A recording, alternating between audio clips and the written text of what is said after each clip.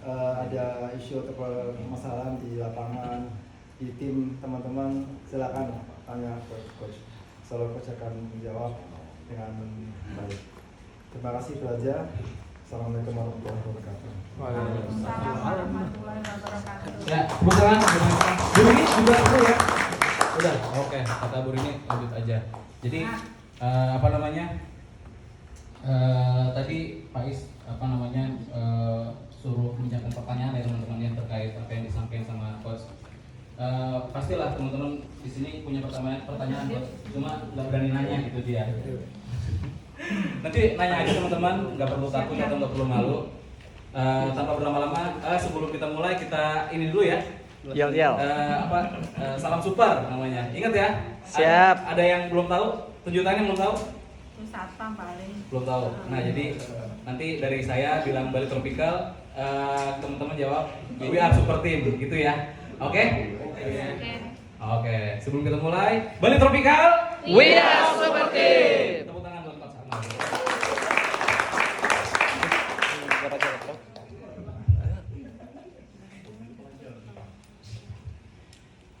Assalamualaikum warahmatullahi wabarakatuh. Waalaikumsalam.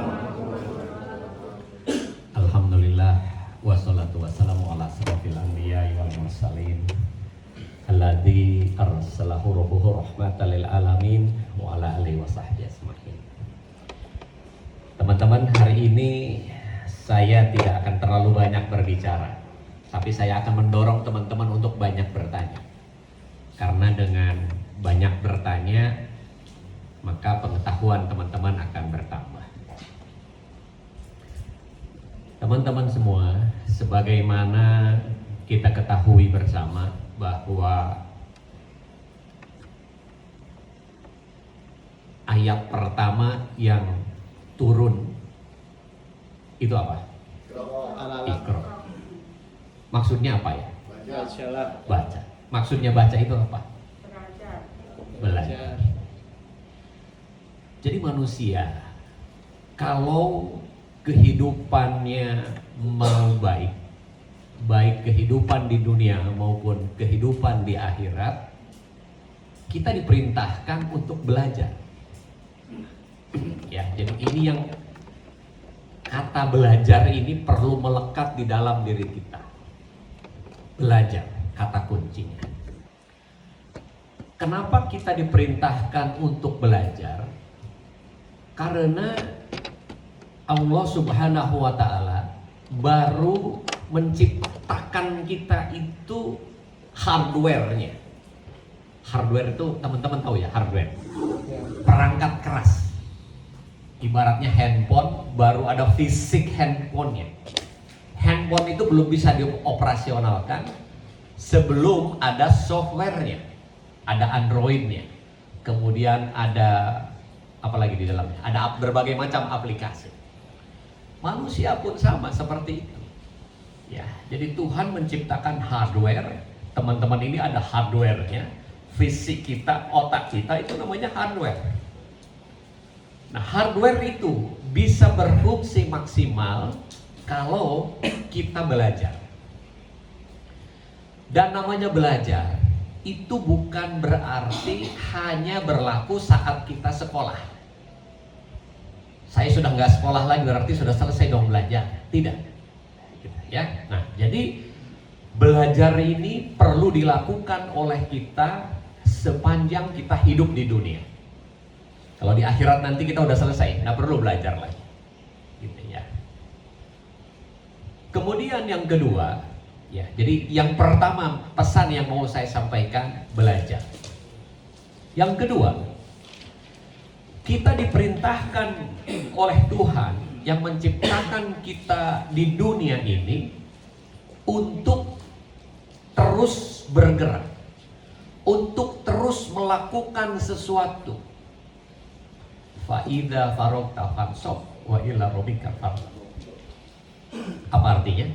Dan apabila kamu sudah selesai di satu urusannya satu, maka istirahat urusannya. Kalau kita sudah selesai dari satu urusan, maka lakukanlah urusan yang lain dengan sebaik-baiknya. Itu perintah. Artinya kita minta disuruh untuk bergerak. Setelah selesai dari satu urusan, kita punya urusan apa? Makan. Urusan. Selesai makan, lakukan urusan yang lain dengan sebaik-baiknya, bukan cuma sekedar melakukan, gitu ya.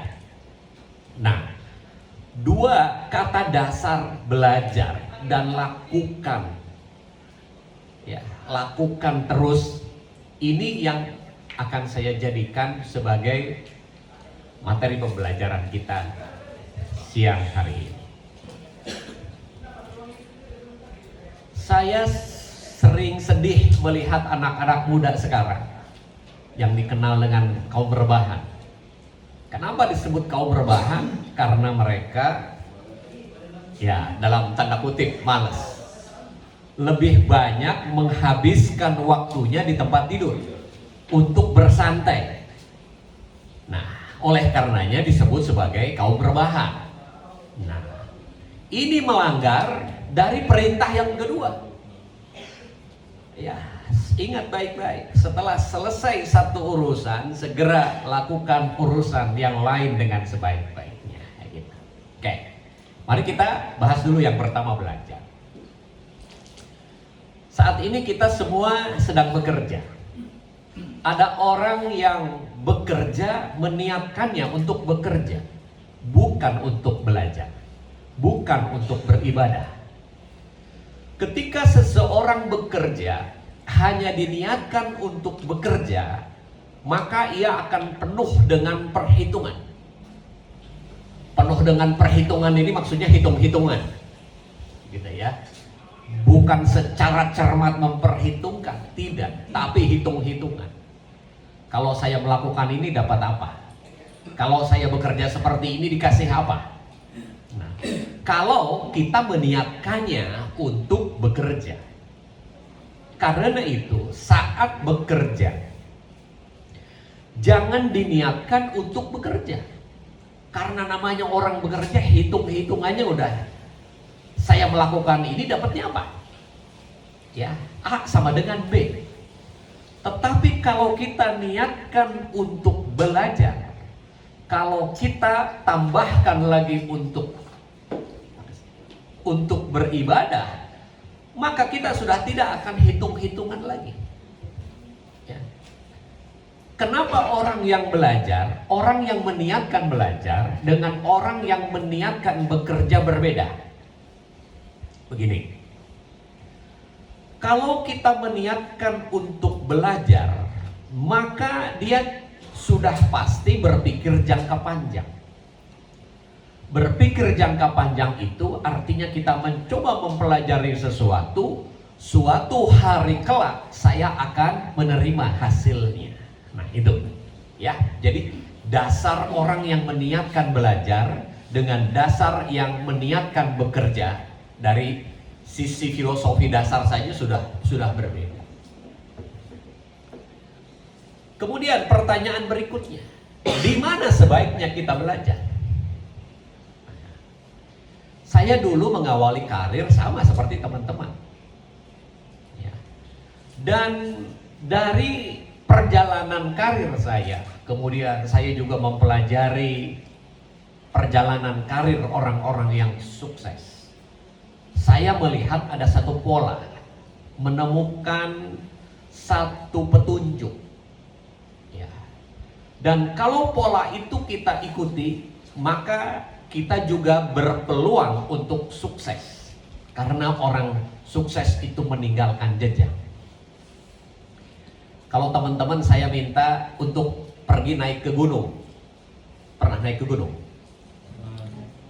Ya, naik ke Gunung Cermai deh tuh di Kuningan, gunung tertinggi di Jawa Barat, gitu ya. Teman-teman suruh jalan sendiri-sendiri. Kira-kira mau bikin rute sendiri atau ngikutin rute yang biasa dilalui oleh para pendaki gunung? Ngikutin rute. Kenapa nggak bikin jalur sendiri? Kalau kita mengikuti jalur yang sudah terbukti membawa orang sampai ke puncak, kalau kita ngikutin, maka peluang untuk sampai ke puncak juga tinggi. Begitu juga sama ketika kita belajar, ketika kita berkarir. Jadi kenapa harus membuat jalur sendiri? Kenapa kita tidak mengikuti pola, jejak, jalur yang sudah banyak dilalui oleh orang-orang yang sukses? Nah, orang-orang sukses ini ketika dia belajar di dalam bekerja, biasanya pertama yang akan mendapatkan banyak pembelajaran ketika kita berada di sebuah perusahaan, di sebuah organisasi yang baru dibentuk, yang sedang bertumbuh atau yang banyak masalah. Maka akan banyak sekali pelajaran yang kita peroleh. Tetapi kalau kita masuk ke sebuah perusahaan yang sudah besar, yang sudah stabil, maka hanya sedikit sekali pembelajaran yang kita dapatkan. Contoh yang sederhana, kita masuk ke perusahaan yang sudah stabil. Mana contohnya? Indomaret aja deh, yang gampang, yang kasat mata. Indomaret, Alfamart, gitu ya. Kalau teman-teman bekerja di Indomaret, di Alfamart, kira-kira apa yang akan dilakukan? Begitu terus, setiap hari begitu terus. Di kasir yang melayani orang, kembaliin, udah begitu terus. Kalau Anda bagian kontrol stok, ya kontrol stok, begitu terus. Seumur-umur Anda bekerja di sana, di situ, maka Anda hanya mendapatkan pengalaman di bidang itu saja.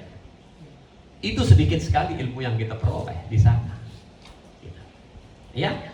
Namun kalau kita berada di sebuah organisasi yang baru bertumbuh, baru didirikan, belum punya sistemnya masih bongkar pasang, gini oh nggak cocok, ganti lagi begini, oh tidak cocok, sampai ketemu, maka di situ teman-teman akan mendapatkan sekali pelajaran, banyak sekali pelajaran yang akan diperoleh, termasuk organisasi yang sedang bertumbuh, ya, karena hampir semua perusahaan itu mulai didirikan dari kecil, dan perusahaan kecil yang dikelola secara benar itu berpotensi naik ribuan kali dari ukurannya saat ini. Jadi kalau Bali Tropikal sekarang size-nya masih kecil, kita angka 1 sampai 10 kita angka berapa? Mungkin baru angka 2 gitu ya. Nah, maka organisasi semacam ini berpotensi ditingkatkan ribuan kali dari ukurannya saat ini. Kalau saat ini kita sekali buka bikin apa? Komplek, bikin apa namanya? Perumahan, klaster. Paling banyak berapa rumah? 30. Sekarang udah mainnya 30. 30. Ya. Maka nanti itu berpotensi. Kalau 1000 kalinya jadi berapa? Dari 30, 1000 kalinya jadi berapa? 30.000. Jadi 30.000. Jadi angin. Begitu. Amin. Ya, nah. Dan di organisasi seperti itulah kita akan banyak sekali pengalaman, akan banyak sekali ilmu. Kenapa? Karena kita terlibat di dalam pengembangan. Ya. Jadi kita bukan berada di sebuah organisasi yang sudah stabil, di mana kita akan jalan begitu-begitu saja, tetapi setiap periode tertentu, minimal setiap tahun akan terjadi lonjakan-lonjakan. Jangan dikira ini sesuatu yang tidak mungkin, sangat mungkin. Ya, saya dan tim sudah mendampingi ratusan banyak perusahaan. Ya, tidak besar-besar dulu ketika didampingi, kecil-kecil. Ya. Ada perusahaan yang kita dampingin, sebuah perusahaan fashion, jualan pakaian muslim. Omsetnya waktu itu hanya 300 juta satu bulan. Hari ini omsetnya sudah lebih dari 100 miliar per bulan. Itu naik berapa kali lipat? Ya.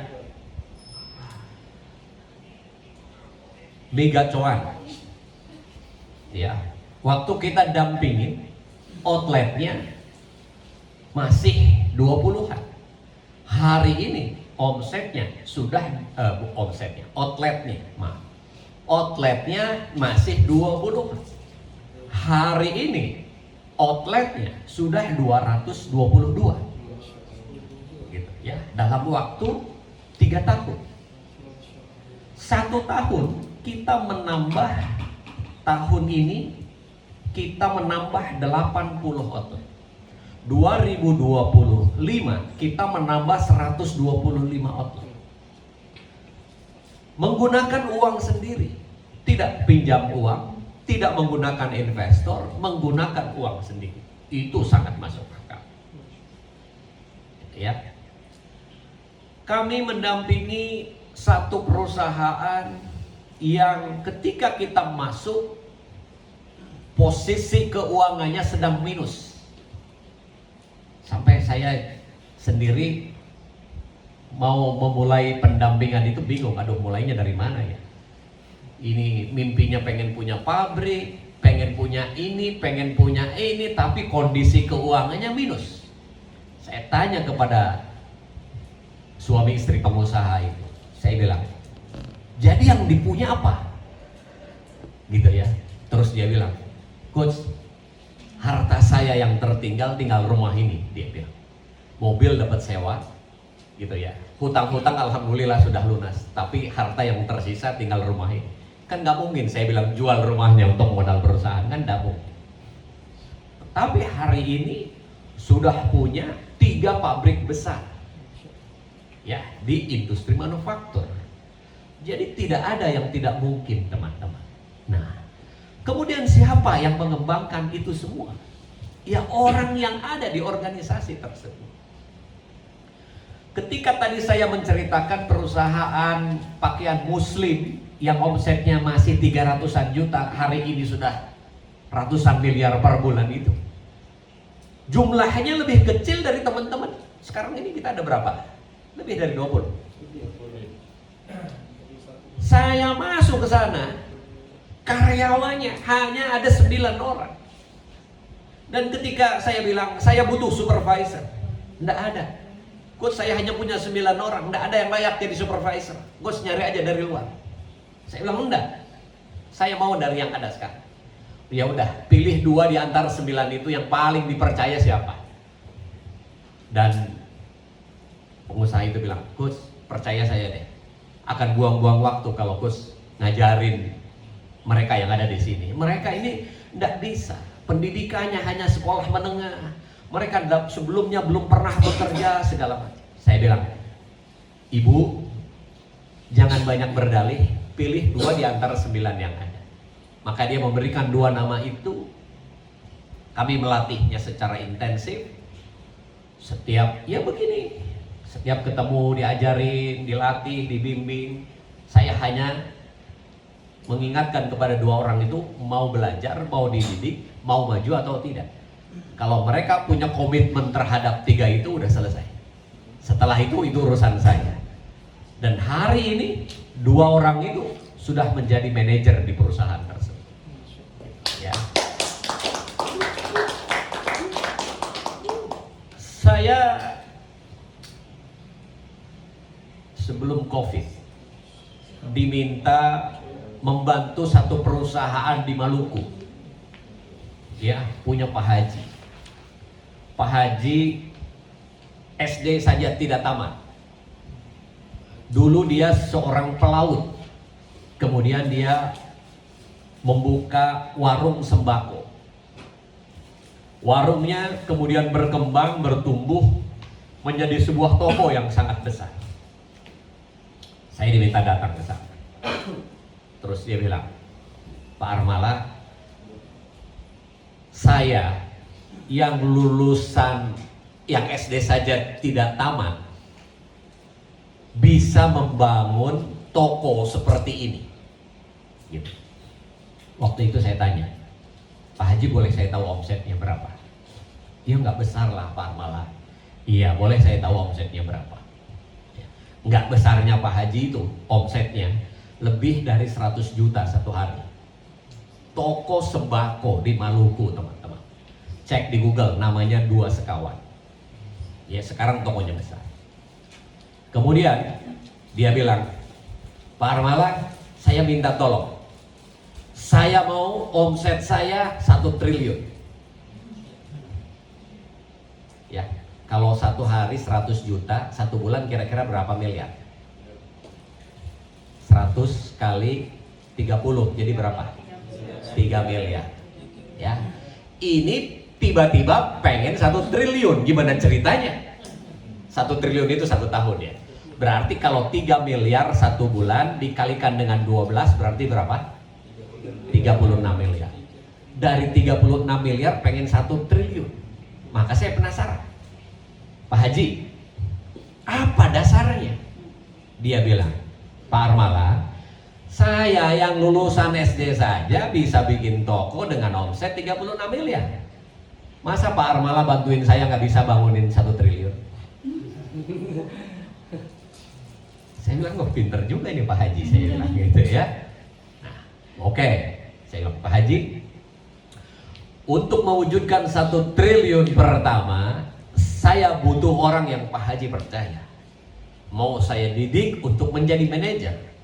Karena Pak Haji nggak mungkin punya toko yang omsetnya 1 triliun hanya Pak Haji yang seorang diri bekerja.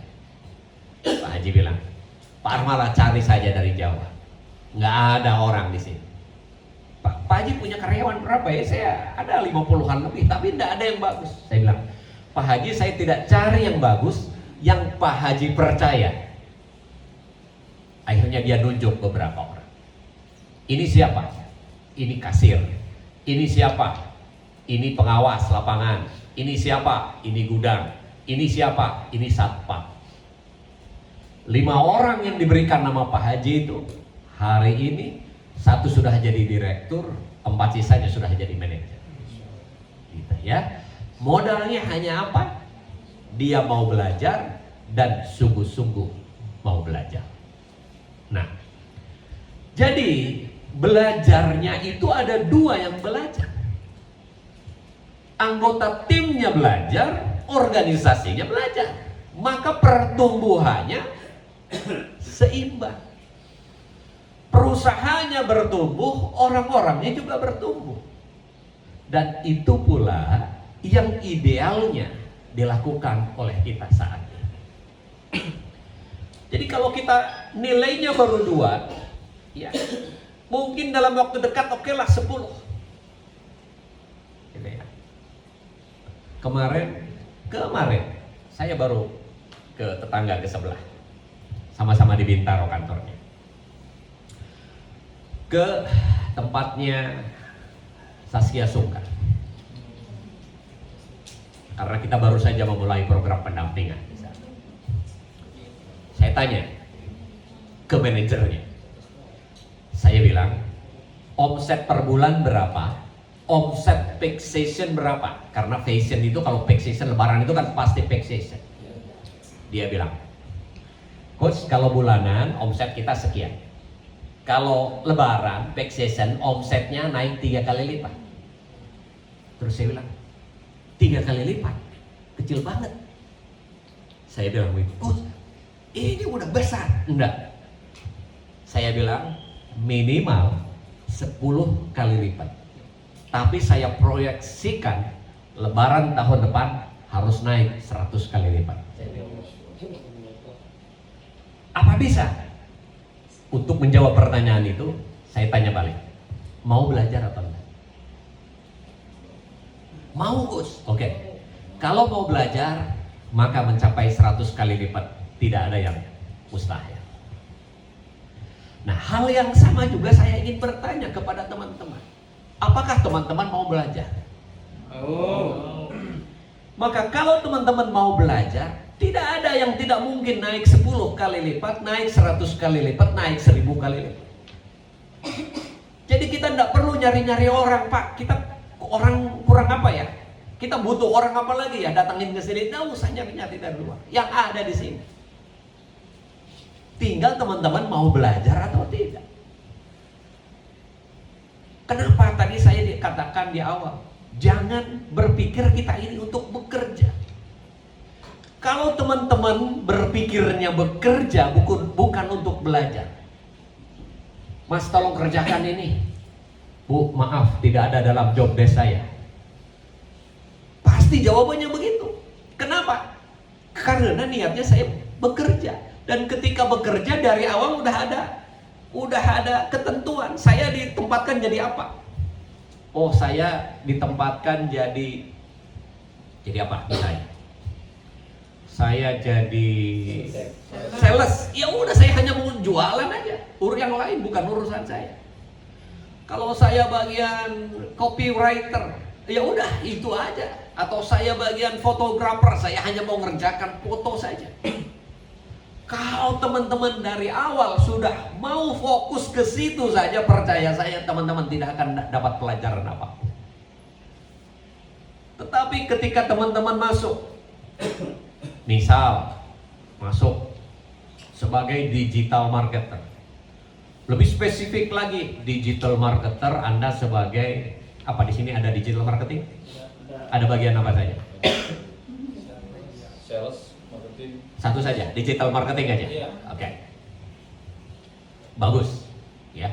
Karena di organisasi lain digital marketing itu udah dibagi-bagi lagi.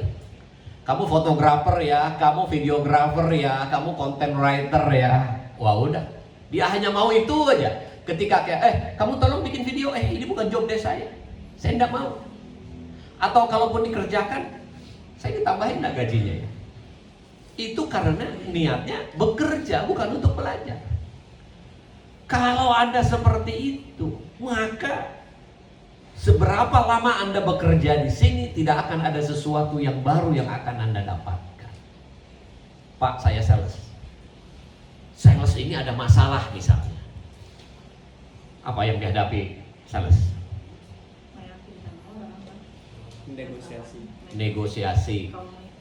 Yang bukan pekerjaannya sales tapi ada hubungannya, misalnya apa? Oh, ini imam belanja. Atau misalnya ini deh, Pak, saya sebenarnya yang mau beli itu banyak Pak, tapi yang bankable itu sedikit misalnya, ya. Nah maka, ini pengusaha tadi, Bu Rini cerita ada pengusaha Tanah Abang gitu ya. Duitnya banyak, tapi karena nggak rapi administrasinya ditolak terus, hebat. Nah, maka Anda orang sales ini bantuin itu pelanggan itu. Kamu ndak ini ya, ndak bankable ya? Udah diajarin sama dia. Sini, Pak Haji sini tak bantuin ya. Nggak bikin ini, kerjain ini. Even Anda nggak ngerti pun langsung belajar. Gimana caranya bikin laporan keuangan, belajar akuntansi, gimana bikinin yang begitu, belajar. Itu bukan job desk Anda, bukan. Tapi ada hubungannya enggak? Ada. Kalau dia menjadi bankable, dia akan beli produk kita, maka produk kita akan laku. Manfaat lain apa? Orang ini akan cerita kemana-mana. Saya beli rumah di Bali Tropikal, nggak disetujuin sama bank. Tapi salesnya luar biasa. Dia bantuin saya loh.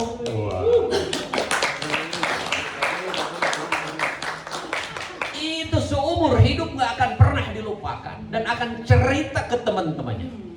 Bayangin dia punya 100 temannya di Tanah Abang. Tanah Abang beli sama Pak Andri.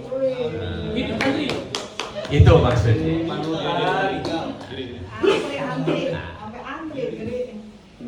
Nah itu ya. Jadi bedanya orang yang bekerja dengan yang belajar itu seperti itu, ya.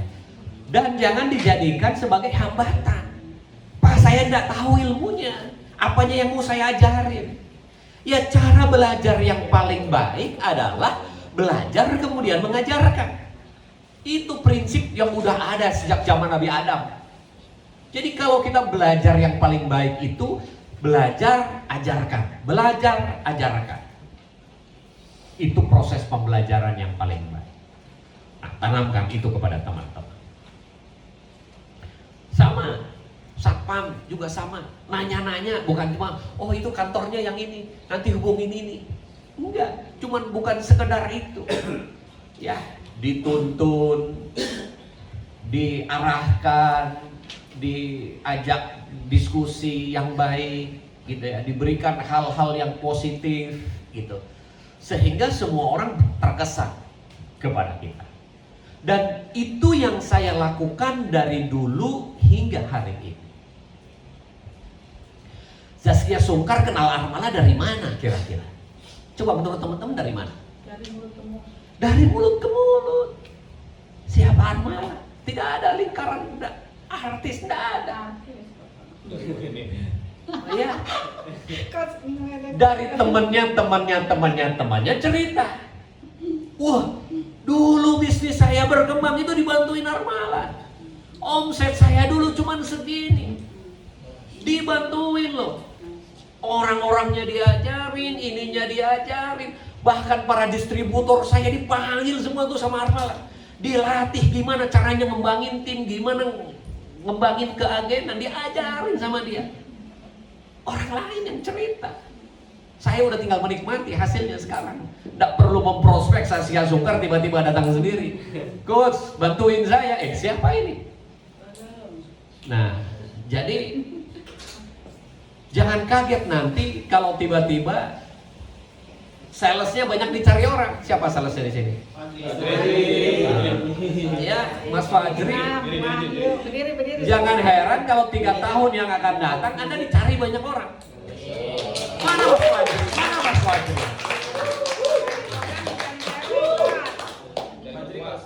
Cari jalan mertua.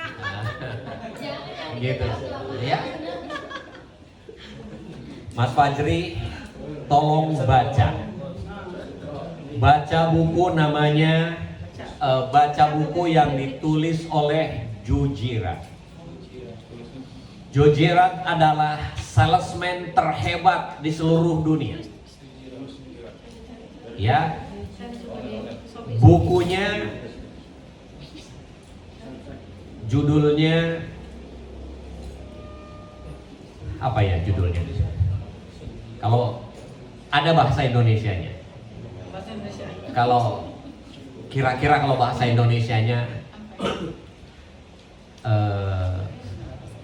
menjadi penjual apapun, kira-kira begitulah. Ya, jadi apapun bisa dijual, kira-kira begitulah. Ya. Joe Girard, George Girard, Girard, Girard, Joe Girard. Joe Girard itu salesman mobil. Kalau salesman kita di Indonesia, kira-kira jualan mobil, satu sales berapa sih jualan mobilnya? Satu bulan? Gaji atau komisi, Mas? Jualan mobilnya berapa unit mobil? Kira-kira 5, 10 sehari, sebulan? Sebulan 5, 10, terus kira-kira ada yang bisa menebak? Yang benar saya kasih hadiah. Ada yang tahu? Sales mobil sebulan berapa targetnya? Yang benarnya, yang benar. 1, oke, 1, 3, 5, 10 per bulan 30. Oke. Joe Girard jualan mobil 18 unit mobil per hari selama 8 tahun berturut-turut. Bukan jualan 18 sekali doang. Setiap hari selama 8 tahun berturut-turut. Dan komisinya mengalahkan gaji CEO-nya. Makanya namanya masuk ke dalam Guinness Book of Record. Ya. Jadi masuk ke rekor dunia. Nah, ya. Nah. Di situ bisa belajar apa yang dilakukan kiat-kiat seorang Joe Girard.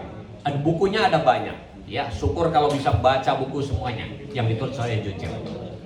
Di situ dia berbagi kiat bagaimana kisah suksesnya dia jualan.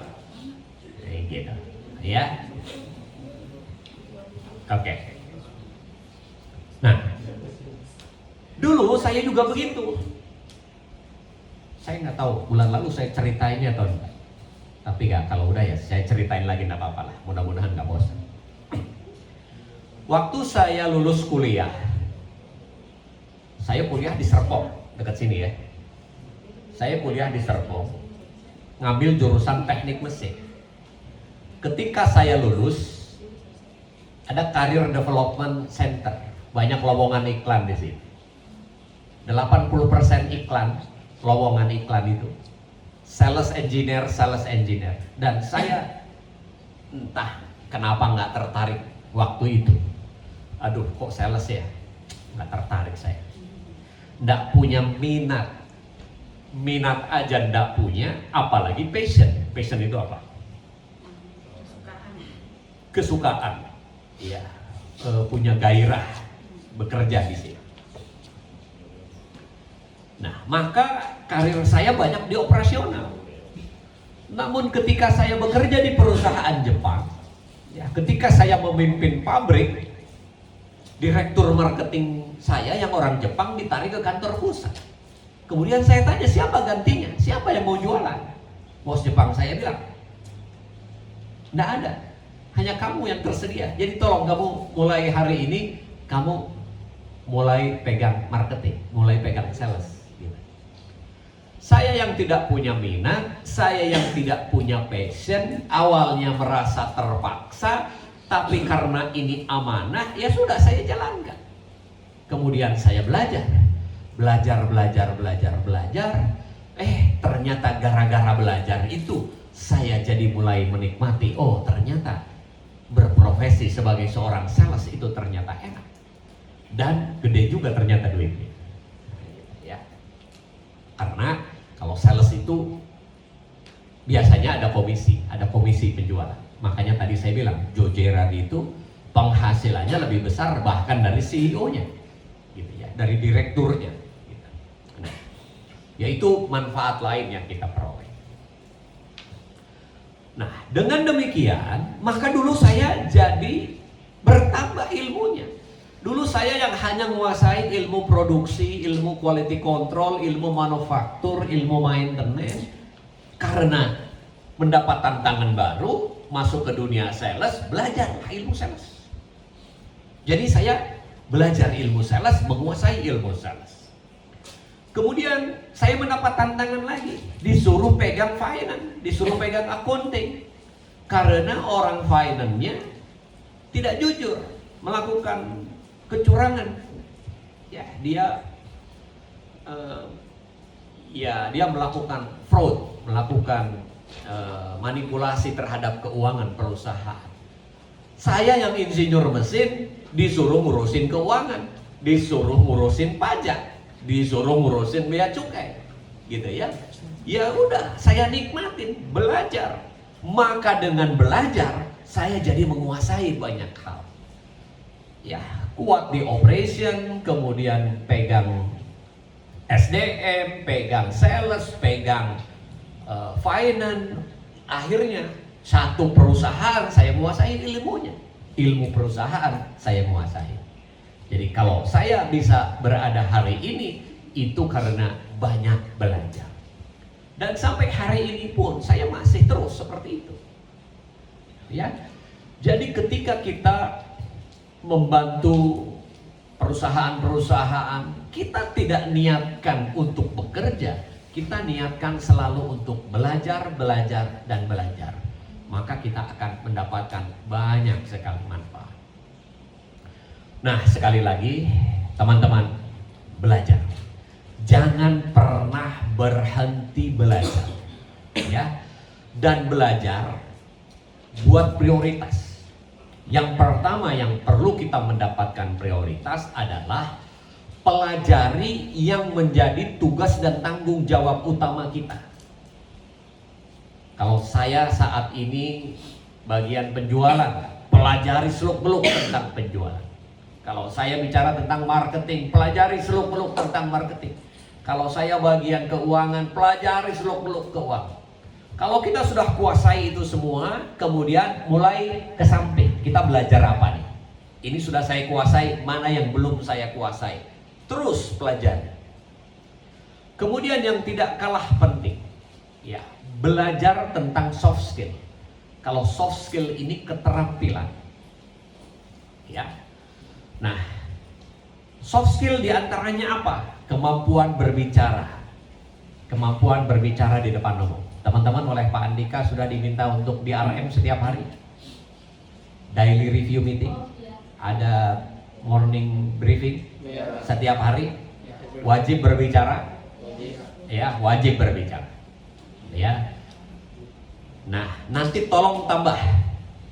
Ya, morning briefingnya ditambah setiap hari karena saya ada wajib belajar tadi. Ada bedah buku. Ya.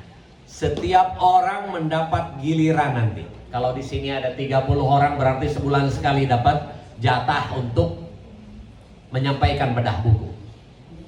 Pak, saya 1 minggu ini membaca bukunya, buku tentang ini, saya dapatkan ini, 5 menit ringkas, 1 buku diringkas menjadi 5 menit, tambahkan di situ. Ya, itu latihan berbicara di depan. Kemudian mulai melatih kepemimpinan. Ya, setiap orang adalah pemimpin, minimal pemimpin bagi dirinya sendiri. Ya, jadi teman-teman mulai melatih kepemimpinan. Melatih kepemimpinan diri sendiri itu melatih disiplin. Ya, teman-teman disiplinkan dalam berbagai hal. Kalau teman-teman sudah beres dengan urusan sendiri, mulai belajar memimpin orang lain. Ya, mulai bagaimana cara kita mempengaruhi orang lain. Nah, ini juga perlu ditingkatkan prosesnya. Oke, ini bicara tentang belajar dulu. Sekarang giliran teman-teman yang bertanya. Silahkan, sebelum nanti saya masuk ke materi yang kedua tentang bagaimana kita mengelola pekerjaan dan yang lain. Silakan, Puri. Terima kasih, Coach.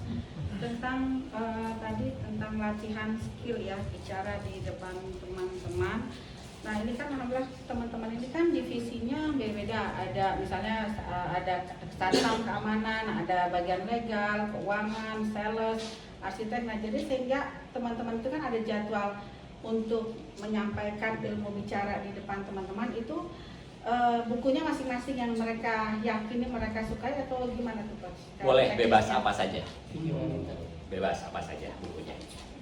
Baik, terima kasih, Coach. Novel juga boleh, komik juga boleh, pokoknya mau baca aja dulu. Oh, gitu. Baca Quran lebih baik lagi. Iya, untung kan nantinya kan. Silakan, baik. Kan ada orang yang sejak awal memilih untuk menjadi spesialis, Coach. Saya dulu di bank pernah ada yang fokus menjadi tersuli. Dia dari masuk sampai dia posisi tertinggi jadi tersuli. Apakah juga tuh cocok ketika memilih menjadi entrepreneur atau bidang lainnya? Dari awal dia mengingat saya sebagai spesialis, timbang dia tadi mungkin belajarnya. Baik. Menjadi spesialis penting, tetapi jangan terlalu cepat untuk menjadi seorang spesialis. Menjadi spesialis itu nanti di level yang paling tinggi. Tapi di awal, teman-teman jangan langsung memilih pengen jadi spesialis. Kalau teman-teman dari awal memilih menjadi spesialis, ada banyak sekali kerugiannya. Ya. Dan kerugian yang paling fatal adalah ketika Anda memilih satu spesialis, mungkin 5 tahun lagi ilmu itu sudah tidak dibutuhkan lagi di dunia ini. Maka Anda akan berada di dalam masalah yang sangat besar. Ya, karenanya jadilah generalis dulu. Seorang yang masuk ke Akabri itu general, ya. belum dipilih dari awal, oh kamu dirancang jadi sniper. Sniper itu apa? Penembak jitu, gitu ya. Kamu dirancang mau jadi Kopassus. Enggak. Generalis dulu, kemudian baru mulai mengerucut. Saya meniti karir juga sama, generalis dulu. Ya. Setelah malang melintang, saya kemudian baru mengambil spesialis. Saya baru mengambil spesialis itu mulai tahun 2008. Ya. 2008 saya baru mengambil spesialis. Saya kuasain hampir semua bidang bisnis, saya kuasai. Marketing saya menguasai, sales menguasai, human capital saya menguasai, keuangan menguasai, accounting menguasai, operation menguasai. Saya menguasai semua. Karena saya berangkat dari generalis. Tapi setelah itu saya mengerucut. Maka saya mengambil 2 subspesialis. Gitu ya. Yang pertama saya mengambil sebagai productivity spesialis. Di antara semua ilmu manajemen itu saya mengerucutkan menjadi productivity spesialis. Jadi manajemen productivity. Yang kedua, saya mengambil behavior change spesialis. Itu subspesialis. Jadi 2 ini yang saya ambil.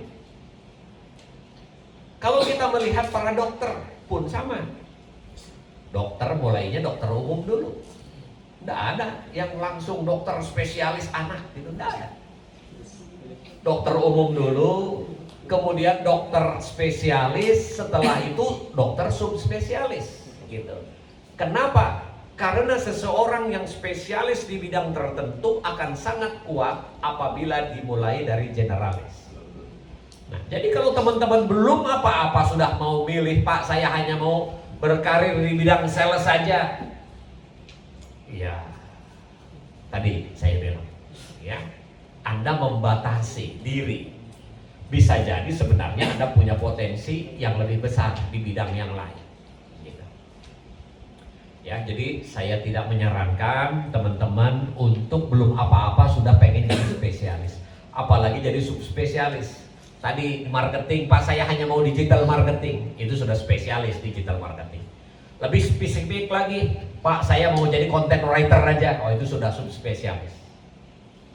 Gitu, ya, jadi di awal-awal jadi generalis. Karena kalau generalis itu nanti ditempatkan di mana saja teman-teman akan punya kesiapan yang tinggi. Begitu, Pak. Ya, silakan. Coach, mau tanya nih. Boleh. Saya kan di bidang interior nih, Coach, di Ya. divisi interior dengan Pak Herman juga. Jadi kondisi kita tuh sekarang kan kayak lagi kurang banget nih, Coach. Lagi apa ya? Project ada, cuman kayak kita lama gitu untuk menyelesaikan proyek-proyek kita ini, Coach. Kayak mulai apa ya, produksi atau dari sayanya untuk mendesain follow up si customer gitu, Coach. Sedangkan kan dari pihak owner tuh minta kita omset tuh naik gitu. Itu gimana, Coach, untuk kita mulai bisa menaikkan omset kita dengan tim yang ada gitu, Coach? Oke. Ketika diminta menaikkan omset, gimana jawaban Anda dan reaksinya gimana? Siap. Cuma siap doang. Oke, siap, Bu. Terus habis itu ngapain? Bismillah. Bismillah, terus meeting sama tim. Kita harus itu lagi. Oke. Mas siapa namanya? Erik. Dibalas dulu mungkin Erik. Erik. Oh, ya, siap. Erik. Erik Witz. Mas Erik.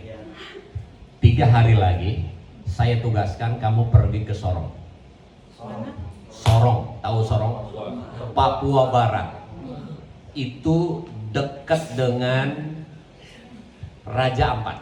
Jadi kalau mau ke Raja Ampat tinggal nyebrang aja. Ya, pokoknya saya tugaskan 3 hari lagi harus nyampe ke Sorong.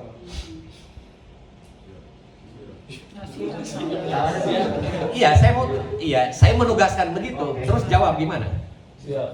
Berangkat. Siap. Siap. Siap. Siap. Oke. Jawab siap aja nyampe nggak? Enggak. Jadi apa yang akan membuat nyampe ke sana? Oke, jelasin kepada saya. Gimana caranya 3 hari lagi nyampe ke Sorong? Apa yang akan Mas Erik lakukan? Dari hari ini saya survei tiket pesawat, Oke. terus booking pesawat, Oke. naik pesawat, Oke. sampai sana, terus udah sih. Udah. Dijamin nyampe. Belum sampai insya Allah. Oke. Tiket ke Sorong itu 6 juta. Kamu punya cuma dikasih uang sama Bu Rini 2 juta. Tapi kamu harus nyampe ke sana. Apa yang akan kamu lakukan? Sampai 3 hari.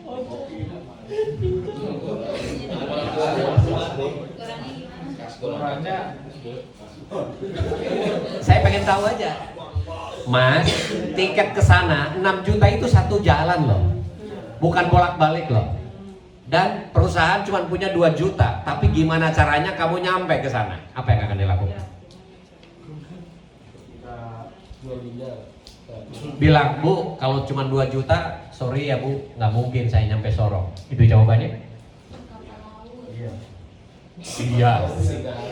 Kalau jawabannya begitu, di mana mau naikin omset?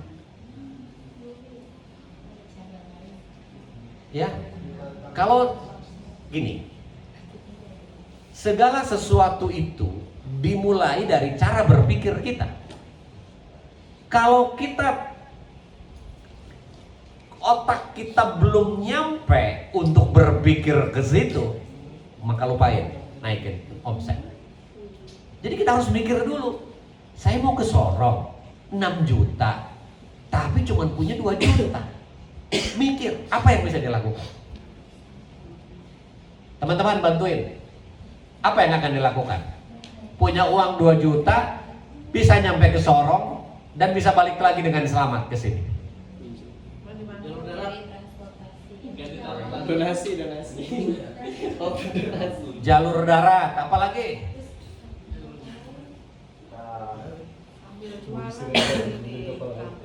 Ayo bantu, mikir. Bisa bantu orang, minta bantuan orang lain atau nebeng gitu. Itu. Nebeng gimana?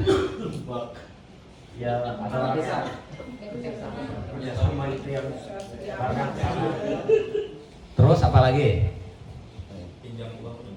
Pinjam uang, apa lagi? Pinjol. Pinjam udah pusat. Gini teman-teman. Anugerah terbesar yang diberikan oleh Allah Subhanahu wa Ta'ala kepada kita adalah otak kita, kemampuan berpikir kita, dan itu yang tidak diberikan kepada selain manusia. Jadi kalau kita tidak menggunakan otak kita, maka segala sesuatu yang menurut kita tidak mungkin, maka akan tidak mungkin adanya. Tetapi sesuatu yang tidak mungkin, ketika otak kita digunakan, maka sesuatu yang tidak mungkin itu bisa menjadi mungkin.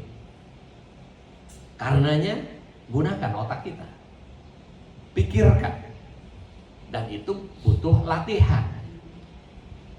Ini hanya bicara tentang logika berpikir. Jadi kalau bicara tentang target, saya ngasih logika yang sederhana saja. Anda disuruh berangkat ke satu tempat, sementara uang terbatas. Saya ingin tahu Anda bisa ngatasin nggak yang begitu? Kalau yang begitu saja Anda bisa ngatasin, udah pasti. Bicara naikin omset udah pasti. Sesuatu yang nggak kepikir oleh Anda. Gitu, ya. Nah, jadi Anda mikir. Gitu. Atau kalau Sorong kejauhan, kita ada di Jakarta. Paling dekat mana? Bogor deh. Mas, besok harus nyampe Bogor. Perusahaan gak ngasih duit, dompet kamu tak simpan, handphone kamu tak simpan, kamu pergi ke Bogor, apa yang bisa dilakukan? Tanya orang. Iya pokoknya gimana kamu nyampe ke Bogor, apa yang akan dilakukan untuk nyampe sana?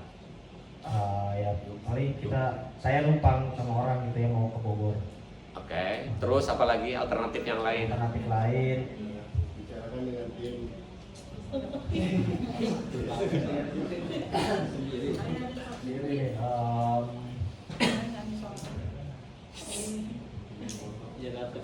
Nah, teman-teman, mulai latihan berpikir. Ya. Jadi otak kita harus dilatih. Ya. Jadi berpikir yang sederhana-sederhana dulu. Saya mau ke Bogor, nggak pegang duit. Apa yang bisa saya lakukan ya? Saya nebeng deh. Nebeng sama siapa? Orang lewat. Kalau nggak ada orang yang lewat, sama siapa? Gitu. Ya, minta dianterin. Anterin siapa? Terus. Jadi otak kita ini harus dilatih begitu. Sehingga jadi kita menyebutnya jadi panjang akal, gitu ya. Nah, sebenarnya panjang akal itu karena kita banyak melatih keterampilan berpikir kita. Nah, gitu ya. Nah, jadi kembali tadi ke pertanyaannya. Pertanyaannya tadi gimana? Apa tadi Mas? Pertanyaannya? Bukan tadi Mas Erik nanya ke saya apa tadi? Gimana caranya kita mau naikin omset? Oke. Kalau saya mau naikin omset, omset itu datang dari mana? Customernya ada atau enggak? Banyak. Ada. Sudah jadi transaksi. Oke, customer sudah ada. Oke. Sekarang satu project katakanlah nilainya 100 juta. Dikerjakan berapa lama? 100 juta bisa 3 minggu. 3 minggu. Atau gini deh. Targetnya berapa? Targetnya berapa, Mas? Diminta naikin berapa omsetnya? Berapa lipat gitu atau berapa persen? Anggaplah tadi dari 100 juta diminta naik jadi berapa? Misalnya 5 kali lipat. 5 kali lipat. 500 juta penilaian sebulan. 500 juta misalnya gitu ya. Jadi satu project 100 juta. Berarti satu bulan harus ada berapa project? 5 project. Ya, kita bicara logika dulu. Kalau satu bulan 5 project, berarti satu bulan harus ada 5 project. Satu project harus selesai berapa hari? Ini hitungannya 3 minggu. Satu project 5 minggu ya. Satu proyek 3 minggu kamu selesai tadi.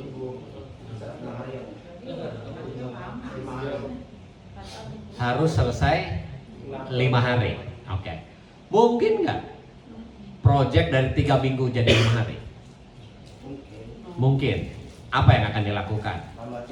Nambah tim. Dari kita menjelaskan gambar kerja ke tukang supaya bisa langsung kerjakan. Bahannya juga. Bahan ready Gitu sih. Ya, begitu. Ya. Jadi pakai logika berpikir aja. Pak, saya omset saya 100 juta, mau naik jadi 500 juta. Berarti satu bulan saya harus selesai 5 project. 5 project sekarang 3 minggu, mau saya percepat menjadi 1 minggu. Gimana caranya? Anda yang tahu. Bisnis prosesnya petakan. Proses beli bahan, proses desain, proses motong, proses assembling, proses finishing, diperiksa. Ya, dari situ kemudian kita hitung. Sama, misalnya saya di Migacuan deh contoh.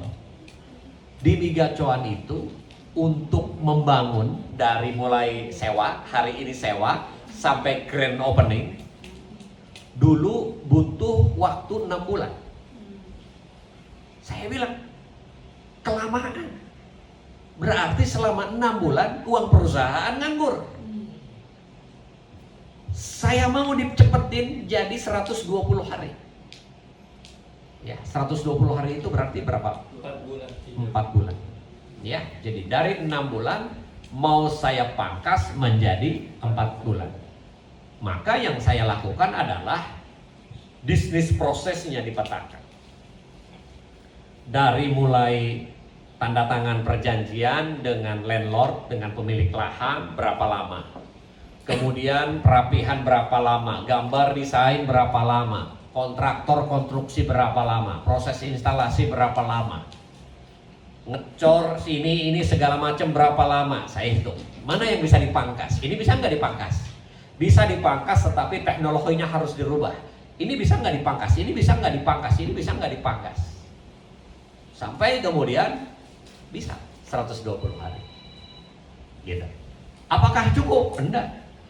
Saya bilang, saya mau dipercepat lagi. Dari 120 hari menjadi 90 hari. Oh, pada pikir lagi. Gimana caranya melakukan hal yang sama? Logika aja. Ini bisa dicepetin enggak? Pak, kalau menurut standar pekerjaan sipil, ngecor itu harus 21 hari, Pak.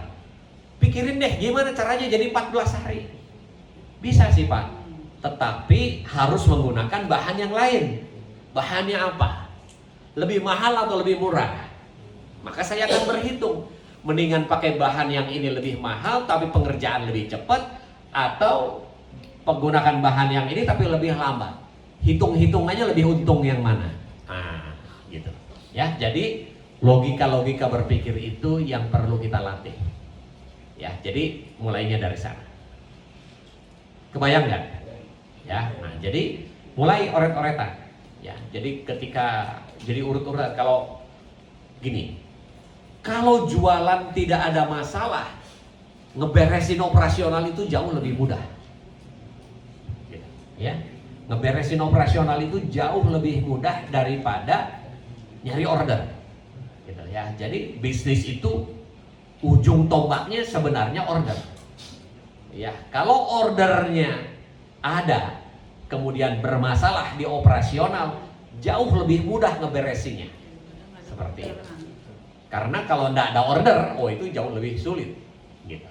Ya, tantangannya, gitu ya. Karena tantangannya berada di luar, bukan berada di internal. Ya, mayoritas maksudnya, bukan berarti sepenuhnya luar.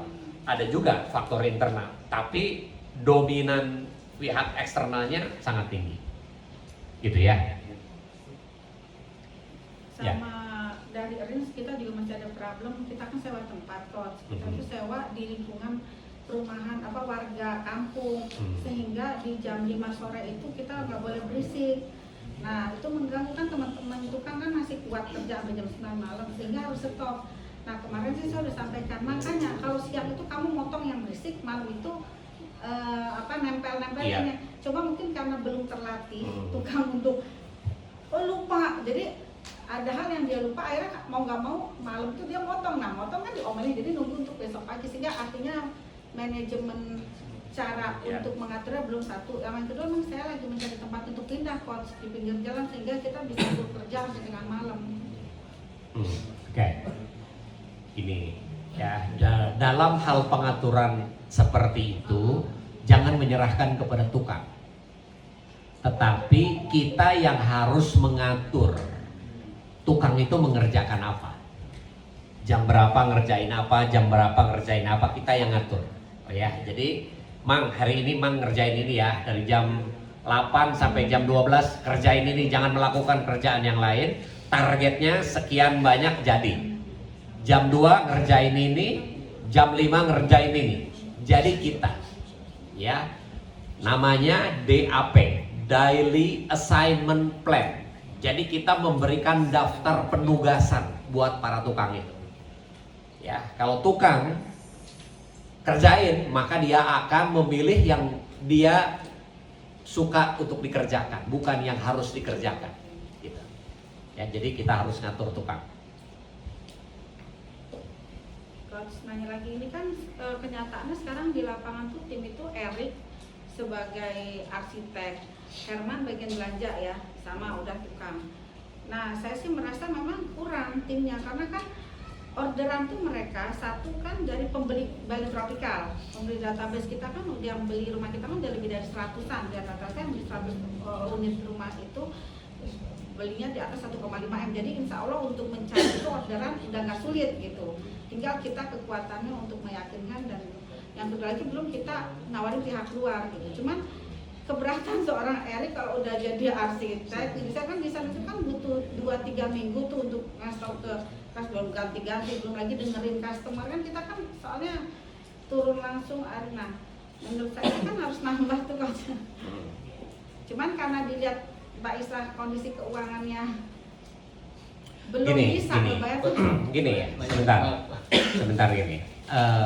Mas Erik juga jangan karena saya arsitek, tugas saya hanya mendesain, jangan. Mana Mas Erik yang mana? Oh Mas Erik yang ya, jangan karena Pak saya ini arsitek loh. Arsitek itu hanya mendesain, nggak ngatur-ngatur tukang, nggak gitu, enggak, jangan gitu ya. Itu membatasi diri, itu menjadi spesialis gitu ya. Nah, justru dengan dikasih pekerjaan-pekerjaan begini, ini momentum untuk belajar. Mau memimpin tukang gitu ya, memimpin dari kecil dulu, nanti memimpin yang lebih besar lagi gitu kan. Cara melatihnya dari yang kecil dulu gitu ya. Jadi di situ melatih manajerialnya, melatih kepemimpinannya gitu ya. Mulai dari situ terlebih dahulu gitu ya.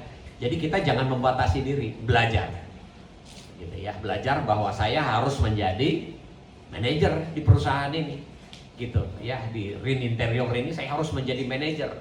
Manajer apa ya? General manager semuanya gitu ya. Jadi saya ngurus ini gitu. Jadi jangan hanya berfokus kepada ngedesain saja, semuanya harus dikuasai.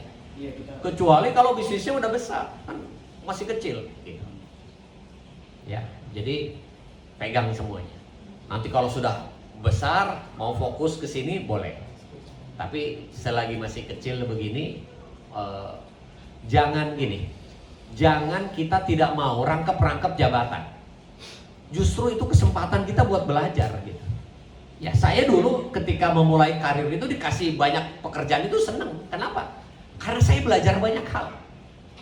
Ya, justru saya nantangin manajer saya dulu, kasih saya kerjaan lain dong. Gitu. Tujuannya apa? Saya belajar banyak hal. Gitu ya. Ya. Coach, mungkin aku sudah selesai, cuma terakhir bagaimana sih Coach menggabungkan logika bisnis yang berbeda gitu dalam satu organisasi. Itu kan kadang kita masih kadang berselisih paham ya mengenai logika bisnis. Kadang apakah itu ada standarnya kah, atau memang kita memakai logika bisnis yang memang mayoritas di situ gitu sebagai sebagai ya itu nanti bisa ke kebijakan organisasi atau aturan-aturan yang berlaku di organisasi tersebut kan. Yang dimaksud logika bisnis apa? Ya tadi kau sampaikan tadi mengenai tadi itu kan pakai logika ya, buat sampai ke omset gitu kan. Yeah. Logikanya Erik kan memang kurang orang. Logikanya logikanya business owner kan berbeda gitu kan. Nah itu apakah harus punya standarnya kan? Bagaimana menentukan ini loh yang benar seperti ini kayak gitu. Oke. Itu bukan logika bisnis. Bisnis itu seni, bukan ilmu pasti. Bukan 1 ditambah 1 sama dengan 2. Di dalam bisnis itu tidak seperti itu. Ya. Bicara tentang bisnis itu kita mesti memikirkan efektif dan efisien. Seberapa efektif dan seberapa efisien. Nanti di sesi kesempatan yang akan datang kita bicara tentang efektif dan efisien. Ya, jadi logika itu bicara tentang memudahkan penafsiran. Ya. Jadi ketika kita mau mengukur apakah kita bisa meningkatkan omset, maka yang kita pakai adalah logika berpikir kita, bukan logika bisnis. Kemudian ketika kita berhitung, dari sisi mana kita perlu melihatnya, bukan soal apakah kita tidak boleh nambah orang atau kita perlu nambah orang? Itu bukan hal yang prinsip. Ya. Atau kita mau membolak-balik tambah orang dulu, nanti omset akan ngikutin, atau nambah omset dulu nanti orang ngikutin. Bukan soal begitu. Ya. Nah, yang paling penting adalah kita mesti menghitung beban kerja tadi.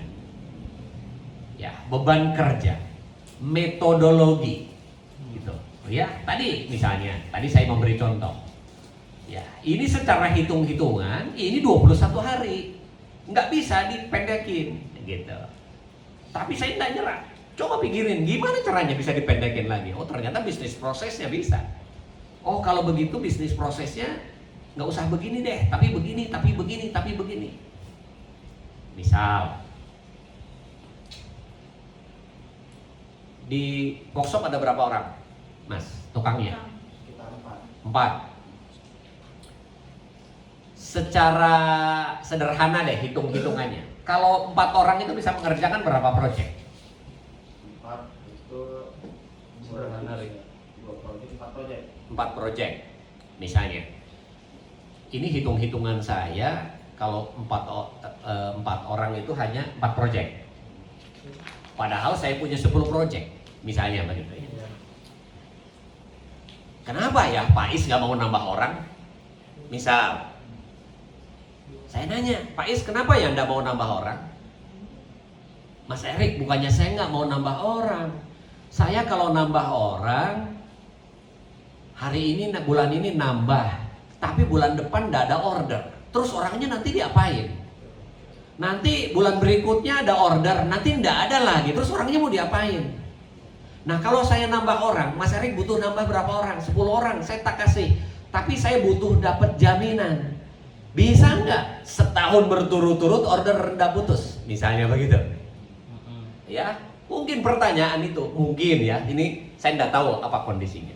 Mungkin pertanyaan itu akan muncul. Maka kita sebagai seorang penyelia, kita yang harus mikir. Oh, begitu ya. Benar juga sih. Kalau saya tambah 5 orang baru, bulan depan belum tentu ada order. Jadi gimana caranya? Bulan ini saya ada 10 order beres. Kalau nanti ternyata 3 bulan berturut-turut ordernya konsisten, baru deh saya akan tambah orang. Nah, jadi saya mengatasi 3 bulan ini gimana? Harusnya kan kita pikir kan? Oh, kalau begitu gimana kalau sebagian pekerjaan kita subkonkan misalnya? Oh iya, itu di kampung-kampung sana kan banyak tukang kaki lima. Kalau cuma motong-motong doang, saya subkon aja deh sama mereka. Gitu.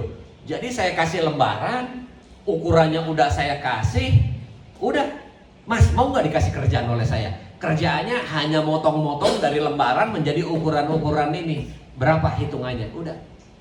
Misalnya, maka tukang-tukang saya fokus assembling, fokus finishing misalnya. Nah, jadi logika kita yang perlu mencari ke sana. Gitu. Ya, maka persoalan akan terselesaikan. Bukan, Mas, kalau saya kasih tambahan 10 orang ada jaminan nggak? Ya saya nggak berani jamin, Pak. Ya udah kalau begitu saya nggak mau nambah orang. Ya sudah Pak, kalau begitu omset saya juga segini. Ya selesai sudah. Ya maka tidak akan ada perubahan apa-apa di organisasi ini. Ya jadi cara berpikir kita yang perlu diubah. Begitu. Ya jadi mungkin kalau kita sebagian pekerjaan kita disubkonkan kepada orang lain, mungkin keuntungan kita berkurang. Tapi ya enggak apa-apa lah, orang cuman 3 bulan doang, gitu kan. Saya juga ingin memastikan bahwa setiap bulan akan ada order sekian. Tapi kita evaluasi 3 bulan benar enggak sih, gitu. Begitu, ya. Oke, ada lagi. Lanjut ke berikutnya. Oke, udah ya? Oke, baik. Tadi yang pertama kita bicara tentang belajar.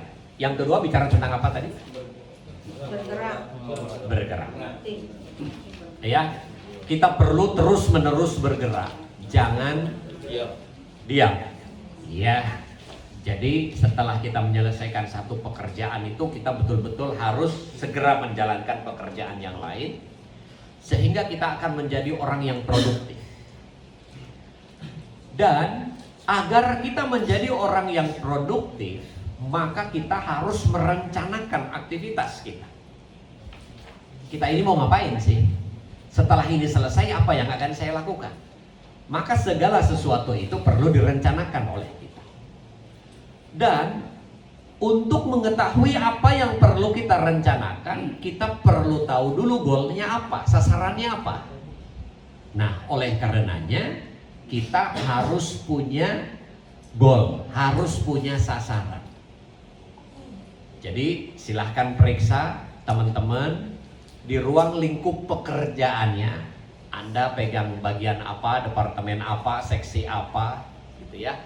Harus ada sasaran, harus ada goal yang dijadikan rujukan oleh kita untuk kita capai setiap bulannya, setiap minggunya, setiap harinya. Jadi teman-teman harus ada sasaran yang jelas. Mau ngapain ini saya? 1 bulan ini saya mau apa? Gitu ya. Kalau sales kan gampang ukurnya.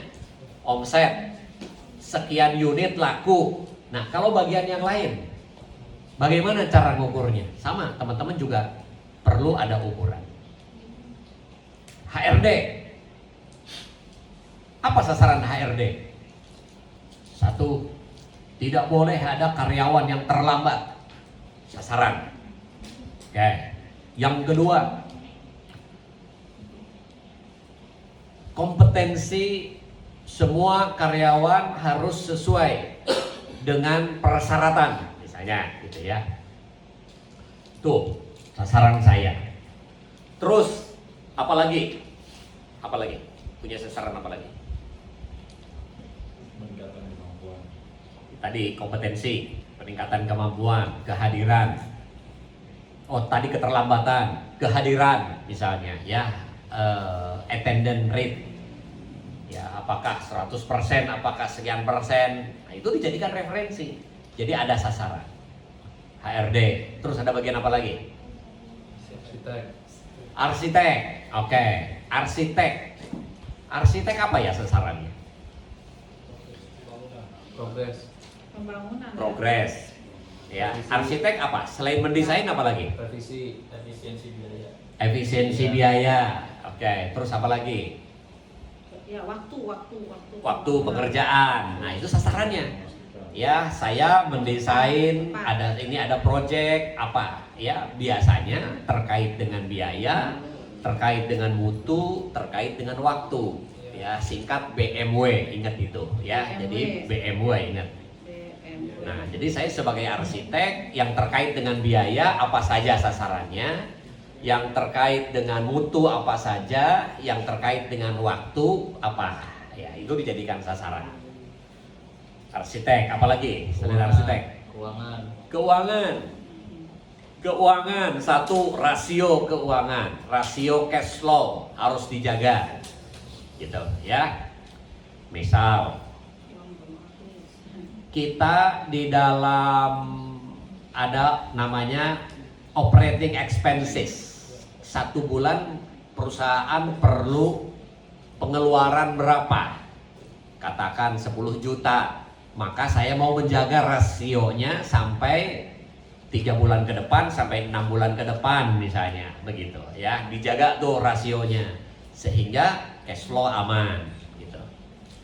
Terus apalagi keuangan? Laporan keuangan mesti waktunya harus tepat. Terus ketepatannya, akurasi laporan harus benar, itu ya. Kemudian keuangan, apalagi?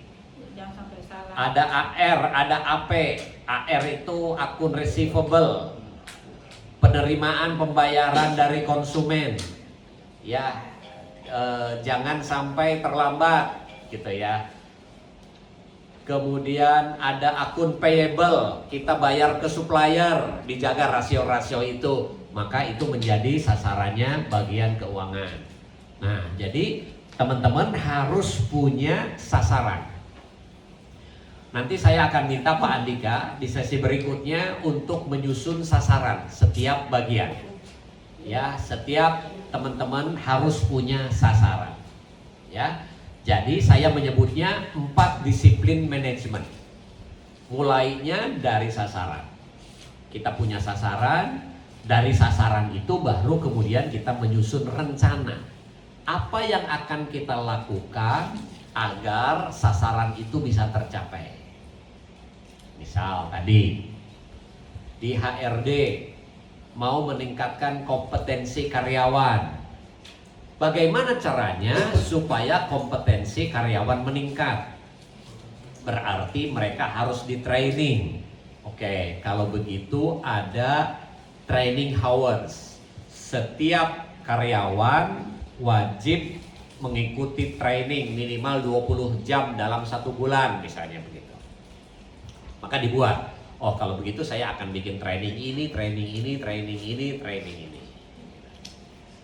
Kemudian saya mau supaya karyawan tidak ada lagi yang datang terlambat. Jadi apa yang akan saya lakukan?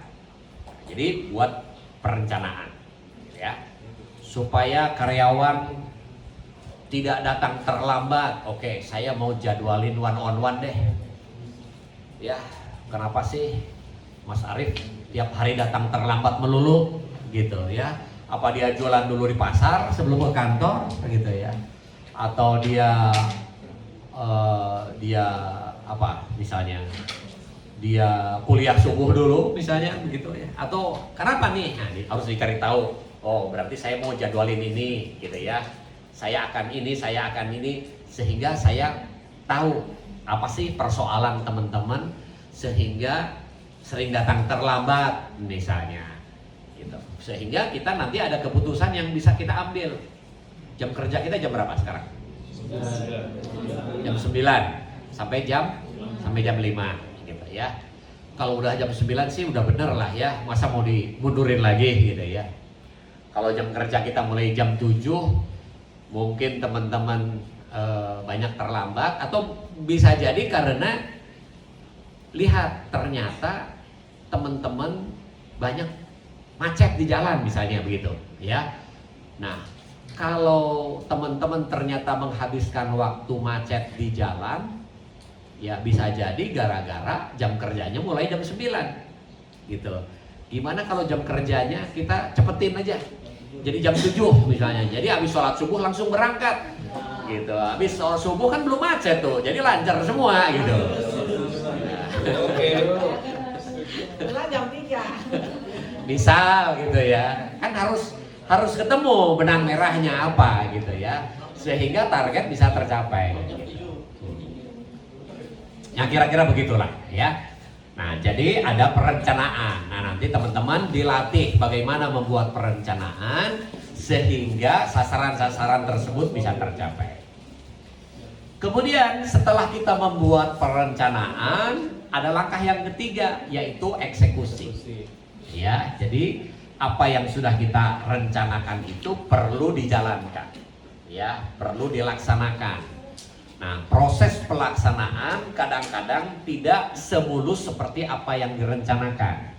Oleh karenanya kita perlu punya kemampuan di dalam menyelesaikan masalah. Oke, nanti kita belajar juga bagaimana cara menyelesaikan masalah yang kita hadapi. Kita belajar nanti di situ.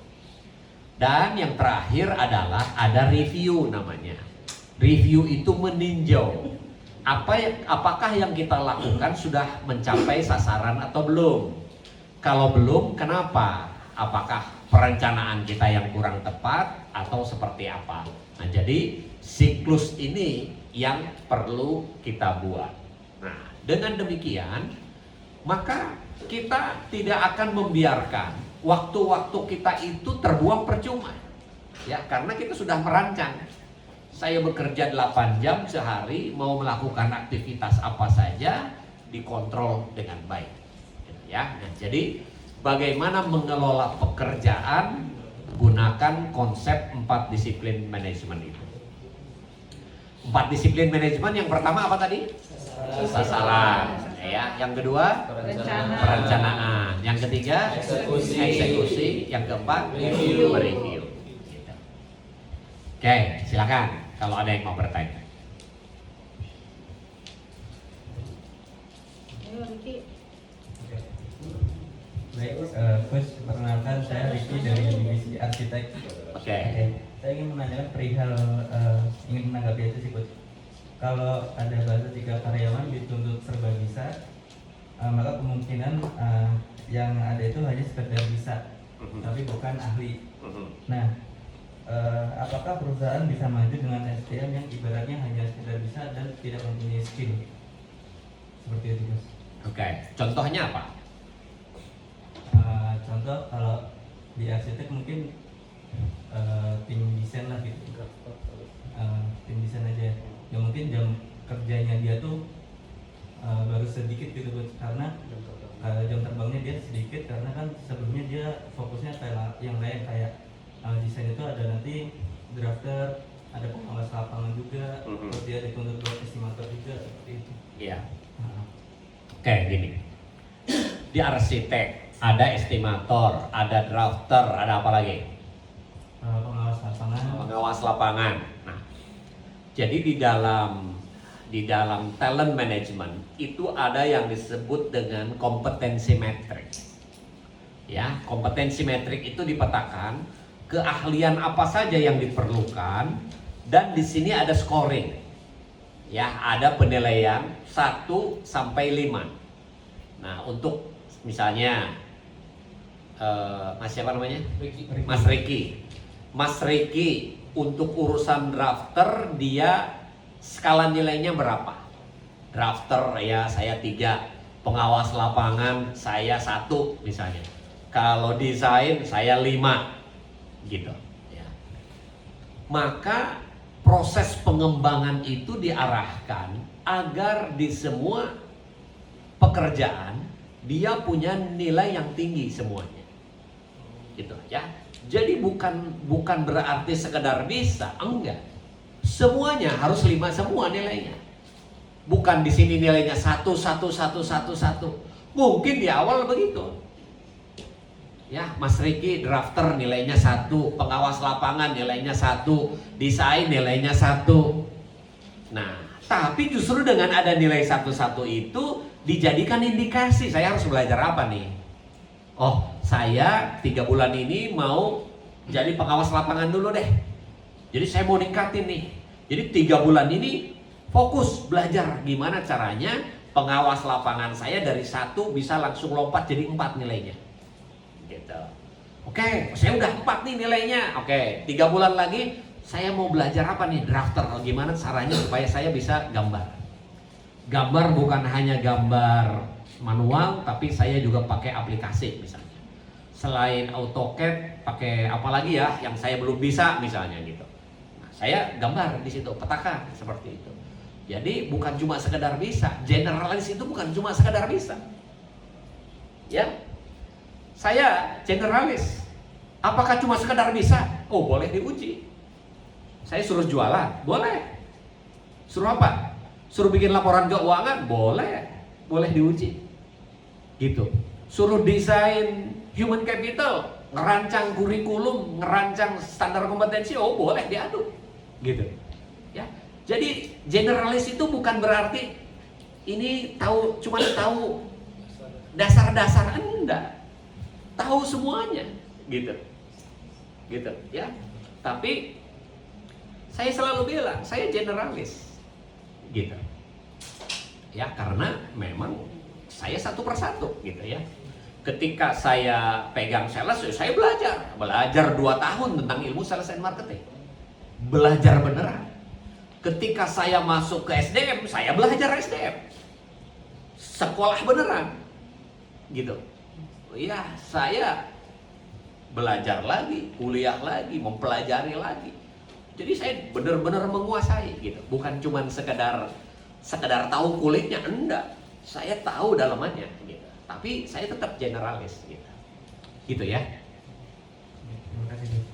Coach, Ya. saya nanya, apa misalnya di perusahaan yang masih baru bertumbuh seperti ini, misalnya kan terus terang aja, ini ibu open aja ya Ricky ya, Ricky ini kan jadi manajer kita untuk, yang penting kita nggak mau tahu, kamu harus jadiin 3D-nya Depok, harus jadiin ini, harus jadi, nah kamu atur dengan tim kamu ini. Tapi karena memang kan mungkin buat Ricky kaget kalau tiba-tiba langsung memimpin, jadi ada 4 tim kan yang artinya. Apa misalnya biar Ricky menjadi ahli, apakah Ricky harus bilang, Bu, mungkin saya biar jadi ahli, saya 3 bulan jadi ganggu, saya biar sini gitu, atau teknis dalam di eksekusi di lapangannya, atau mungkin ya tinggal Ricky mengatur dengan timnya ini gimana caranya proyek yang saat ini sedang berjalan kurang lebih 7 lokasi ya, diberesin sama Ricky, atau kita diskusi sama Ricky untuk ya udah, artinya kalau gitu kan artinya pimpinan harus diambil alih dulu gitu. Enggak, jangan. Jangan tetap. Artinya begini. Ketika kita mempelajari sesuatu, bukan berarti yang lainnya ditinggalkan. Enggak. Gitu, ya. Ketika saya tidak ngerti ilmu jualan, disuruh pegang sales and marketing, saya belajar sales and marketing, bukan berarti saya lagi kuliah sales and marketing ya, produksi saya tinggalin dulu ya. Enggak, tetap dikerjakan gitu. Cuman perhatian saya ke situ sedang belajar di sini gitu. Ya, jadi tetap dipegang gitu. Karena justru latihan yang paling bagus adalah dengan sambil melakukan. Ya, jadi bukan berarti belajar ya nanti hanya tahu teori aja nggak bisa praktek gitu. Ya, justru belajar langsung praktek, belajar langsung praktek, sehingga kesalahan-kesalahan pada saat praktek itu bisa langsung dikoreksi. Justru pembelajaran yang paling bagus itu di situ. Gitu, Bri.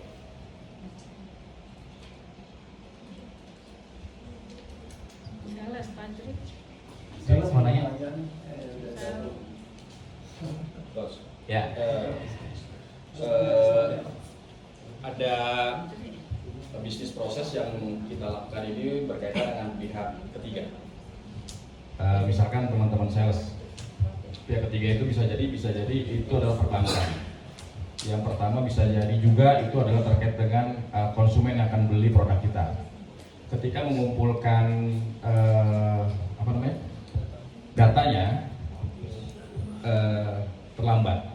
Ketika sudah dimasukkan ke perbankan, ternyata prosesnya juga bisa jadi itu jauh lebih lambat lagi, karena harus ada biaya checking, seterusnya dan seterusnya, analisis dan seterusnya, sehingga butuh waktu 3 pekan, 3 bulan untuk 3 bulan.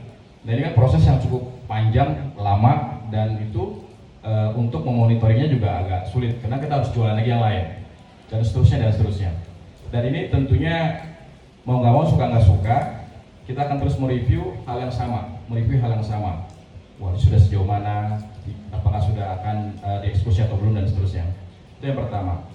Yang kedua, terkait juga dengan aktivitas. Kadang-kadang kita punya kemauan untuk mengerjakan ABCD. Namun dalam prosesnya ternyata ABCD itu terintervensi dengan kebutuhan yang memang harus segera dieksekusi pada saat yang sama. Dan mengganggu, bukan mengganggu sebenarnya ya, bisa jadi yang tadinya ABCD ini harus kita selesaikan pada hari ini, tapi karena ada suatu instruksi atau suatu hal yang segera harus dikerjakan, sehingga mungkin ketika AB sudah selesai, C sama D-nya tidak terkerjakan.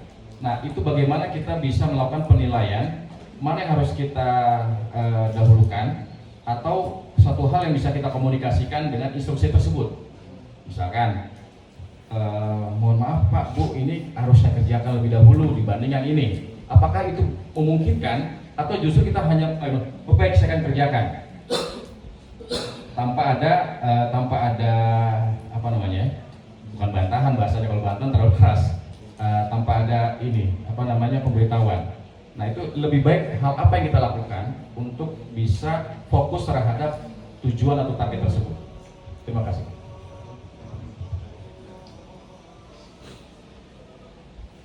Oke, ketika kita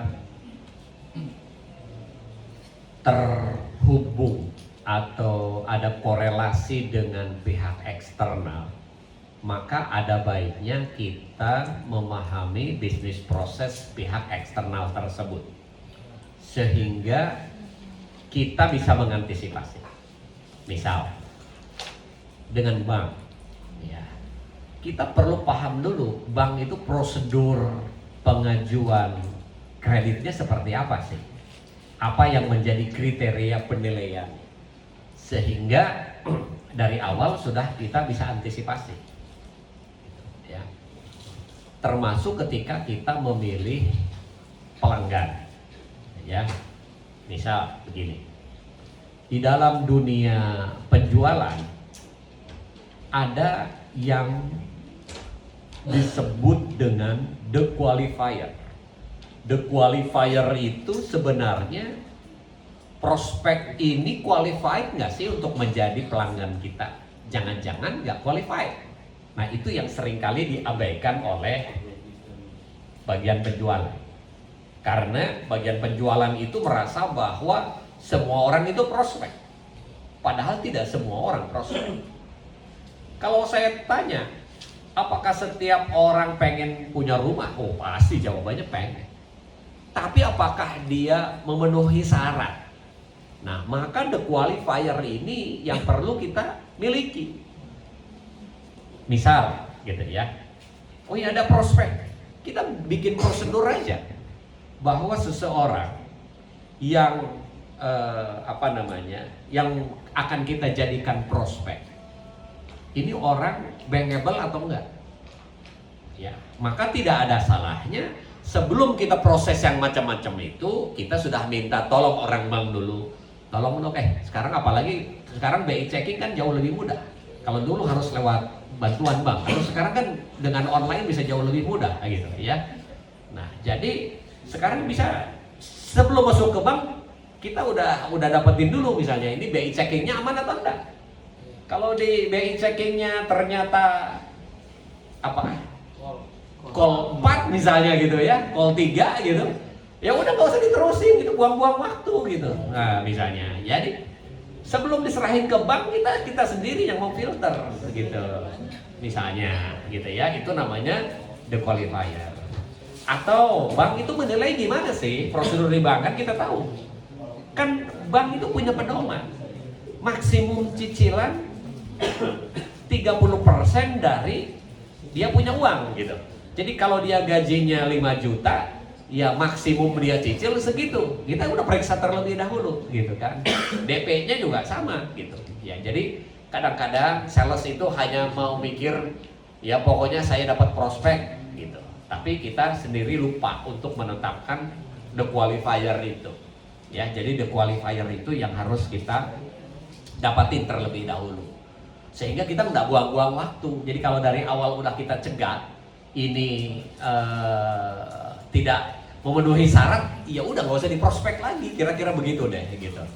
Ya, jadi daripada buang-buang waktu. Nah, jangan-jangan tim sales yang salah memprospek orang gitu, sehingga rasionya menjadi kecil. Gitu ya. Di dunia sales itu lazim, biasa, gitu. Ya. Nah, jadi itu jangan pernah abaikan. Ya, jadi menghadapi yang seperti itu kita perlu memahami bisnis proses di sana. Ya, kita juga sama. Ya, misal ketika kami membantu klien-klien kami untuk sertifikasi halal, maka saya akan coba pelajari ke BPOM. Ya, bisnis prosesnya seperti apa sih kalau pengajuan, misalnya gitu ya. Kalau halal relatif gampang lah. Yang agak kompleks, yang agak rumit itu ketika kita mengajukan MD ke BPOM. Wah, itu prosesnya seringkali dianggap menyulitkan. Maka saya coba pengen tahu BPOM itu seperti apa bisnis prosesnya. Kok dianggap menyulitkan? Ya, kita diskusi dengan BPOM, coba ajarin gimana bisnis proses. Kalau saya mengajukan itu seperti apa prosesnya. Ternyata ketika kita paham proses alur di sana, apa yang dikatakan rumit oleh orang lain itu menjadi bisa kita patahkan. Misal, dulu sebelum kita tahu, kita daftar ke BPOM. Pak, ngajuin dong sertifikat. Oh iya, oke, diaudit. Masuk daftar antrian. Dapat jadwal audit. Begitu audit gagal, Ini perbaiki. Ya, sudah diperbaiki, ngajuin lagi. Itu ngajuin lagi, antri lagi dari awal. Gitu. Ya. Nah, kan kadang itu bolak-balik. Nah, yang saya lakukan apa? Persyaratannya apa sih? Saya lihat persyaratannya apa? Bisnis prosesnya apa? Jadi gimana caranya supaya nggak bolak-balik? Saya langsung checklist saja. Oh, siapin ini, kerjain ini. Oke, pastikan dulu ini comply. Ketika ini sudah comply semua, baru kita maju ke BPOM. Maju ke BPOM, checklist, langsung oke itu nggak bolak-balik. Nah, misalnya begitu. Ya, jadi kita perlu memahami alur dari pihak ketiga. Kemudian ketika tadi yang kedua, ya, Pak, kita punya prioritas pekerjaan. Ketika ada satu pekerjaan yang kita lebih prioritaskan, bagaimana?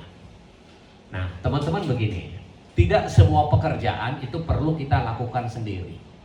Ya. Kita, apalagi kalau manajer itu bekerja melalui orang lain.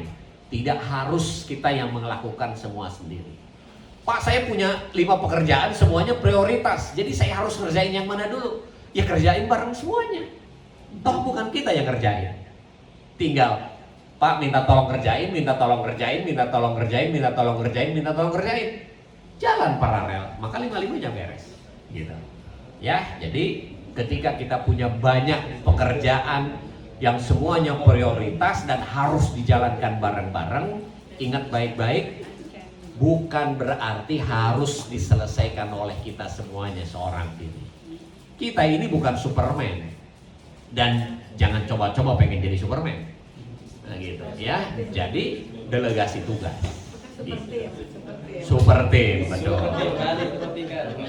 Betul, super team.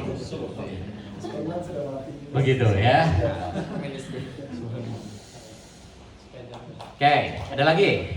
Dari Satpam, dari keamanan, Satpam. Saya boleh. Ya boleh. Jadi generalis itu apakah di semua bidang atau di ini misalkan kayak korelasi antara generalis yang memang di bidang seni atau editing gitu. Saya delegasikan ke bagian arsitek gitu. Definisi generalis tuh gimana sih Pak? Maksudnya yang memang yang sebagai tim nih kita saling. Oke. Definisi generalis itu gimana? Misal di bidang marketing. Contoh, marketing sendiri kan dibagi-bagi. Ya. Ada yang ngurusin branding, ada yang ngurusin digital, ada yang ngurusin media sosial, gitu, ya. Nah, jadi bicara tentang generalis, pertama adalah karena saya berada di bagian marketing, maka saya nguasain itu semua. Bicara tentang branding, ngerti, saya paham bagaimana caranya meningkatkan branding, gitu ya. Bicara tentang digital marketing, oh saya paham konsepnya. Bagaimana membuat paneling, bagaimana cara promosi di media sosial ini, bagaimana kuasain itu, ya. Jadi itu sudah menjadi generalis. Jangan kemudian kita menjadi spesialis di bidang tertentu. Nah, kemudian kita mendapat amanah lain. Selain marketing, ikut jualan juga dong. Oke, enggak apa-apa. Saya mau belajar juga jualan. Maka generalisnya sudah melebar. Bukan hanya sekedar marketing, tapi juga penjualan. Karena sales dan marketing dua hal yang berbeda, gitu ya. Ada orang yang salah kaprah, ya. Kadang-kadang ada orang yang nggak mau di bidang sales, makanya namanya suka aneh-aneh. Ya, ada konsultan lah, ada agent lah, ada macam-macam lah gitu, yang orang lebih nyaman di bidang marketing gitu ya. Padahal marketing dan sales adalah dua hal yang berbeda gitu ya. Nah, kemudian sales dan marketing saya udah menguasain, suruh ngapain lagi? Suruh ngurusin legal misalnya gitu ya. Oh ya udah, enggak apa-apa. Karena masih ada hubungannya juga misalnya gitu ya. Kita menjadi generalis yang lebih lebar lagi begitu. Ya, jadi jangan belum apa-apa kita sudah sudah membatasi diri. Ya, ingat kita kadang-kadang tidak akan pernah tahu apa yang akan terjadi di kemudian hari itu. Ya, jadi semakin banyak ilmu yang kita kuasai, semakin memperluas kesempatan kepada kita. Sebenarnya begitu.